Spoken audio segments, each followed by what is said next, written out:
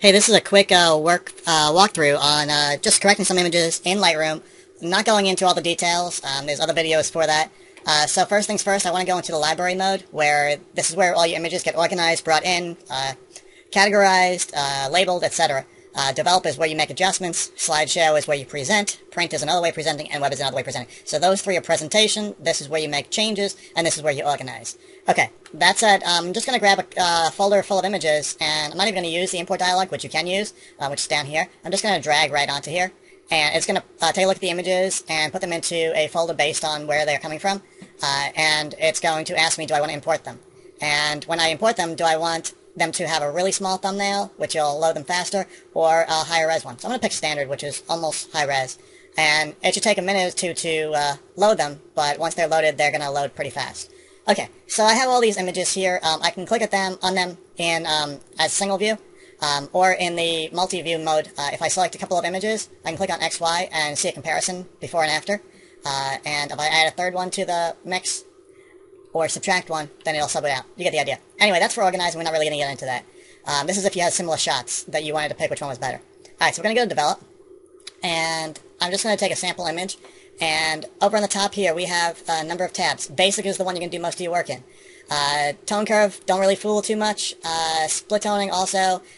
Detail is going to be good for sharpening and noise reduction. You do want to use this if neither of those is an issue. And effects is where you're going to be doing vignette, so I recommend that. When you open these, you may end up with a bunch of them open, unless you have, if you right-click, solo mode is on. So without solo mode on, you have a whole bunch of these, and you have to kind of scroll through them.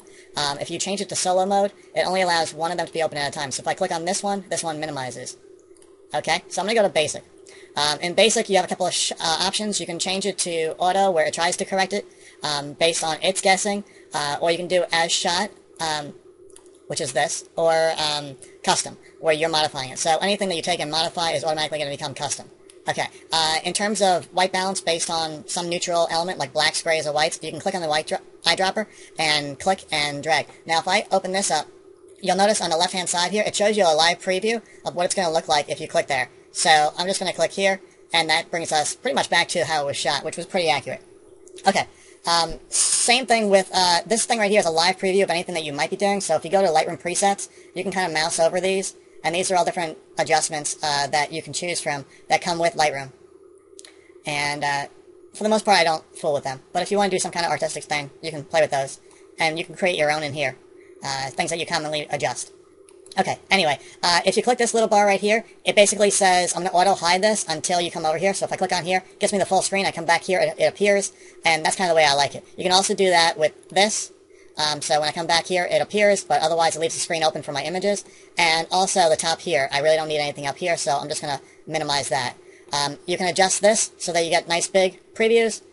Just kind of feel that out. I'm just going to click on that once more and leave that open, because I have plenty of room here. Okay, so I have my workflows, my work area set up, and what all I want to do is, let me just find an image. See, all these images were shot on a gray backdrop, so they're pretty accurate. Let me find something that's a little different. Okay, maybe this will work. Alright, so first things first, let's just say that I wanted to take down the highlights a little bit. Recovery will take down your highlights, and if you click once on the image, it's going to zoom in on you to 100%. So recovery will bring down any blown highlights as much as it can. If this is a RAW file, there'll be a lot more flexibility. This is a JPEG, though. Fill light is going to take any dark image that you have. Let me just darken this. Fill light is going to bring back as much detail as it can find in the dark areas. Alright, but I'm not going to manually make it like that. This is good if your images are underexposed. And right now I'm wishing I had some. In any case, one thing that we do want to take a look at is the noise reduction. And that is going to be under detail. So first things first, we have two parts, luminance and color. Color, obviously, is taking a look at this as a black shirt, but it has all these different colors in it because there wasn't a lot of information gathered, and as we slide this over, it will automatically take that color down. In Photoshop, if you try to do something similar, you end up blurring out. You see how the lips just went to like a neutral color? You end up blurring out distinct colors. And so with this, at least we have more control, so we can just add a tiny bit of it, and it's not affecting the rest of our image. One other thing is we still have noise here, and that's where luminance comes in. That's basically brightness and darkness. So it's going to level that out. And so we have nice smooth skin here. We can always add grain after the effect, but I am not, which is right here, I generally leave that alone. But that actually kind of reverts us back to the before. So back here, and I'm just going to take the luminance down a notch. I want to have some detail in their faces, but you can obviously play around with this. So that's that. In terms of the other ones, you can warm it up, cool it up. You get the idea, play with that. Let's see. If you were to select one of these, you should be able to adjust from within the image. I'm forgetting how, but basically you can click on parts of the image, and it'll allow you to adjust based on that. Brightness, contrast, kind of given. So recovery takes your highlights down a notch. Fill lights brings in detail. Blacks adds black tones. And clarity gives you almost a more contrasty image. Not necessarily good with girls' faces, more with old people. And if you take clarity down too much, you smooth out skin, which is good within moderation, but obviously you lose all detail. So you can always take it down to like -5 or 20 or so, depending on your image, and it's going to give you smoother skin. So for instance, if we were to take a look at these ladies, this is where your zoom is, by the way. You can say fit on the page, fill the screen, or 100%, or even closer. So if I take a look at this lady's face, I may want to take the clarity down a notch or two, just to kind of smooth her out.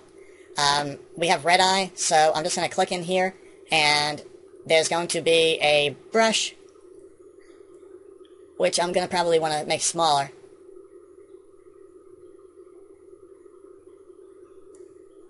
I'm just going to drag around the eye, and it's going to auto-sense where the eye is, and you can adjust the darken amount. By clicking on any one of the ones that you've done, you can adjust it, and so that'll do the trick for that. That disappears when you hit close or done, but it's still there. If I go back to red eye, I can actually click on any one of these and readjust it. Something like that. Okay, and I'm going to hit done. So, main thing is, these are all your controls. If you want to apply this setting to another image, for instance, we have one image here, and there's a bunch of similar ones. I'm going to take this, I'm going to take the exposure down a notch. I'm going to bring in a little bit of fill light, add a bit of contrast. I'm going to go to my effects, and add a vignette all around it. Feather that out a little bit. And I have my vignette. Her face is a little too yellow, so I'm going to go to Hue, Saturation, Luminance. This is what color of the rainbow it is, this is how much saturation, and this is affecting the brightness of the image. So, in this case, I want to go to Saturation, and I want to take my orange tones down a notch. Now that's different from my red tones, which are my lips, and my yellow tones, which are a few of the other tones, but it's mostly orange-red that's in the skin. You can also go to Luminance, and take your orange tones, just bring them up a little bit, and that'll bring this highlight up here. If I want to take my image and darken this side, because she's a little more brightly exposed, I can click right here where it says Graduated Filter, and just drag from left to right. And don't matter what it's doing, because we can adjust that. It's going to the last setting, which was -1.6, but now just adjust it to how you want it to appear. And you can, at any time, just kind of move this around, just so you can get it to be exactly what you want. And what's nice about it is that you can create as many of them as you want. I can create another one right over here. That last one's still there. And this one, maybe I want to have a color tint to it. And take the opacity down on that. And maybe I'll move that over here and rotate it. Maybe I'll rotate it. And bring my exposure up. You get the idea. So play around with that. And here's the last one that I did. Each one of them has its own little dot, which you click on if you want to modify it again. When you're done with it, just hit done. So I can take that, and now if I click on the next one, I can click previous, and it's going to apply the same exact settings, which saves me a lot of time. Or I can have one that's corrected, and then select the remainder of them. So I can select 30 or 40 images and hit sync. And you can select just those certain things that you wanted to apply, or just have all of them checked and hit synchronize. And down here, you'll see that these other images just got that same adjustment to them. So I hope that gives you an idea of how to work with it. Once your images are done, you can select all of them and hit export by right-clicking. And the export dialog is going to give you a bunch of presets, but by default, I generally put it in the same folder as the original, in a subfolder called corrected, and you can give it new names. It's kind of intuitive. You can also make small ones for the web, sharpen them, and so forth. Add your watermark, and that's in another video that I think you're going to see. So that's the idea. I'm not going to export now. But so hopefully that helps you out, and go play.